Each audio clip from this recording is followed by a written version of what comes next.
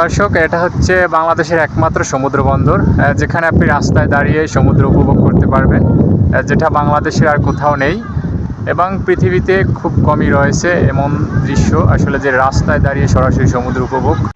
অতএব এখানকার নেতৃবৃন্দ যারা রয়েছেন, কর্তৃপক্ষ যারা রয়েছেন, তাদের প্রতি অনুরোধ থাকবো যে এই রাস্তাটি যেন টেকসই করা হয় এবং এই রাস্তাটি যদি করা হয় এখান থেকে কিন্তু সরাসরি রাস্তায় একেবারে লেম্বুরবন পর্যন্ত যাওয়া যাবে। আর সেক্ষেত্রে কিন্তু পর্যটকদের জন্য আরেকটি নতুন আকর্ষণীয় স্পট তৈরি হবে।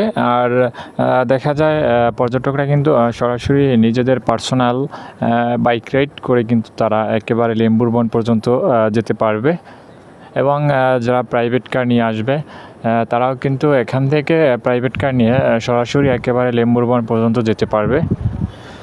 এবং এর সুবাদে কিন্তু দেখা যাবে যে পর্যটকরা কিন্তু এই কুয়াকাটাতে দিনে দিনে কিন্তু ঘোরার জন্য ভিড় জমাবে।